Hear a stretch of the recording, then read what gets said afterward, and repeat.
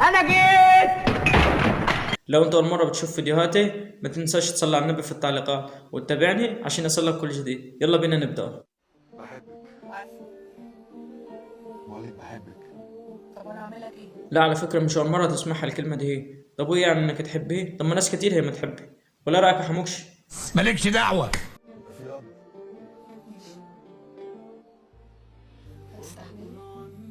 أنا شريك في عينيا. سامع يا عم حموكش الرومانسيه؟ مش انت ما تقول لها قلت امبارح هلزك في الترعه؟ تفرق. ستوب يا ابني. الضربه دي صح؟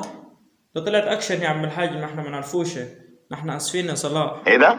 تعرفش مين يا فالنتينو؟ الفيديو اللي جاي ده اللي كنت عشان انت ما عندكش كرامه. شوفوه كده معانا يا جماعه. اسمع، لا تجاهلني، ترى فيني غريزة العناد، وفوق هذا قلب قاسي، ولا تساومني على النفس. انت بتتكلم جد؟ انا شايف ان البت دي بتقول كلام زي الصح. ولا رايك يا معلم؟ ولا اقول لك انت مش تبعنا صح؟ مالكش دعوة. والله اني اموت ما وطيت راسي، والكرامة فطرة، وعندي ركيزة ثابتة مثل الجبل صعب. شابو عليك يا فنانه بصراحه، فعلا والله العظيم من احلى الفيديوهات اللي سمعتي. اتفضل فرعوني. فرعونك ايه اللي انت عاملاه في نفسك؟ ليه لبسك البلطو بتاع ابوكي بدري كده في عز النار في البيت؟ عشان ما تسيبنيش. ايه ده؟ وده بصراحه من حقه حتى لو سابك دلوقتي على كده.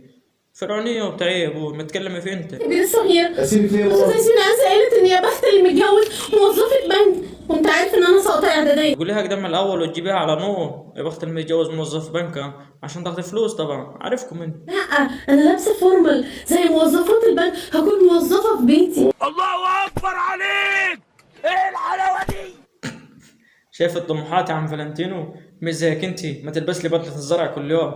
شوف بتفرق، ما تلبس البلطو تبقى زي الموظفين بتوع البنوك وتتعين في البيت برضه. مش برضه اكتر الفيديو اكتر من دقيقتين او 3 عشان ما تملوش مني. ما تنسوش تصلوا على النبي في التعليقات وتابعونا عشان يصلكم كل جديد، واستنونا في اللي جاي.